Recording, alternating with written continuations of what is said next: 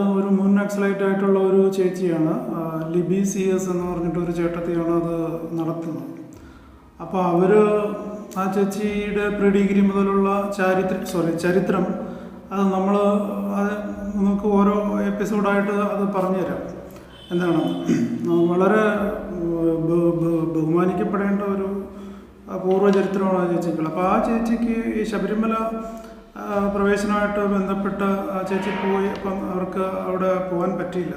അപ്പോൾ ഈ ശബരിമല പ്രവേശനവുമായിട്ട് അതിനെ എതിർത്തുകൊണ്ട്, യുവതീ പ്രവേശനം എതിർത്തുകൊണ്ട് നായർ സംഘടനകൾ നടത്തിയിരുന്ന സമരം ഈ ചേച്ചിക്ക് ഇഷ്ടപ്പെട്ടില്ല. അതുകൊണ്ട് അവർ മൊത്തം സമൂഹത്തെയും അന്നു മുതൽ ന്യൂസ് ഗിൽ എന്ന് പറയുന്ന ഒരു വെബ്സൈറ്റ് വഴി മോശമായിട്ട് ചിത്രീകരിക്കുകയാണ് ചെയ്യുന്നത്. അതിൽ കൂടെ കത്തോലിക്ക സഭയെ അധിക്ഷേപിച്ച് അവർക്കെതിരെ കേസുണ്ട്. അവർ ഈ പറയുന്നതെല്ലാം ഈ ലൈംഗികതയുമായിട്ട് ബന്ധപ്പെട്ട കാര്യങ്ങളാണ് അവർ ഇതിൽ കൂടെയൊക്കെ പറയുന്നത്. അത് എന്തുകൊണ്ടാണെന്ന് അറിയില്ല. കന്യാസ്ത്രീമാരുടെ ലൈംഗികത, ഈ നായർ സ്ത്രീകളുടെ ലൈംഗികത, ഇതൊക്കെയാണ് അവർ കൂടുതലായിട്ടും അവരുടെ ആ വെബ്സൈറ്റിൽ കൂടെ അവർ പറയുന്നത്. എന്താണ് അതിൻ്റെ പിന്നിലുള്ള ഉദ്ദേശ്യം? എന്തെങ്കിലും സൈക്കോളജിക്കൽ ഡിസോർഡർ ആണോ, വേറെ എന്തെങ്കിലും പെർവേർഷൻ ആണോ എന്നൊന്നും അറിയില്ല.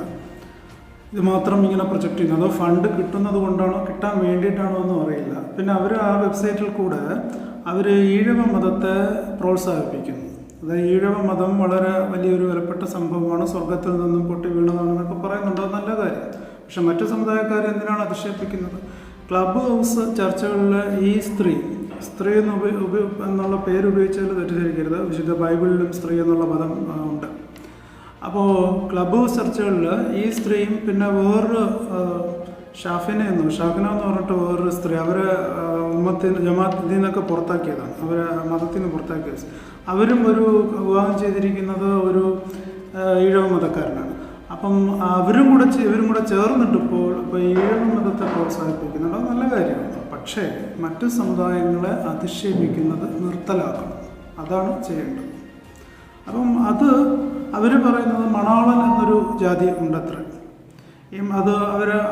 അവർ പറയുന്ന വാക്കുകളൊന്നും ഇവിടെ ഉപയോഗിക്കാൻ പറ്റില്ല, അത്ര മോശമായിട്ടുള്ള വാക്കുകളാണ്.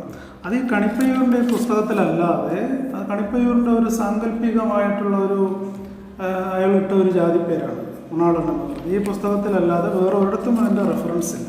ഈ പുസ്തകം വച്ചിട്ടുള്ള റെഫറൻസ് ഇല്ല.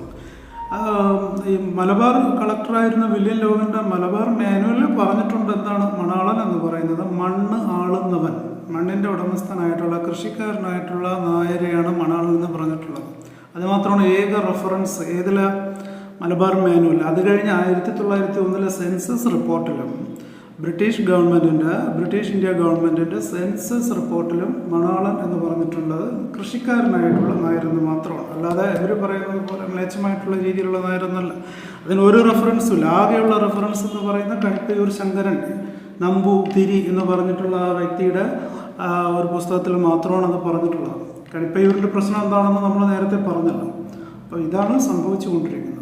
പക്ഷേ വളരെ വിഷമകരമായിട്ടുള്ള ഒരു പ്രശ്നം എന്ന് പറഞ്ഞു കഴിഞ്ഞാൽ, സ്വന്തം അമ്മയെ പറഞ്ഞാലും അത് ഒരു വളിച്ച ചിരിയോടെ കണ്ടുകൊണ്ട് നിൽക്കുന്ന ഹിന്ദു ഐക്യത്തിന് വേണ്ടി പ്രവർത്തിക്കുന്ന ചില നായന്മാരുണ്ട്. അത് വളരെ ദ്രോഹമാണ്. അപ്പം നിങ്ങൾക്ക് ചിലപ്പോൾ മകളില്ലായിരിക്കാം, സഹോദരി ഇല്ലായിരിക്കാം, ഭാര്യ ഇല്ലായിരിക്കാം, പക്ഷെ അമ്മ ഉണ്ടായിരിക്കുമല്ലോ.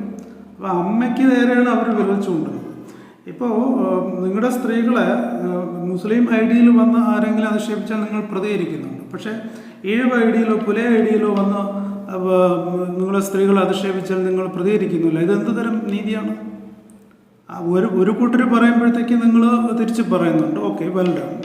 പക്ഷെ വേറെ കൂട്ടർ പറയുമ്പോൾ ഇങ്ങനെ വളിച്ച ചിരിയുമായിട്ട് ഇങ്ങനെ നിൽക്കുന്ന എന്തിനാണ് നായന്മാർ?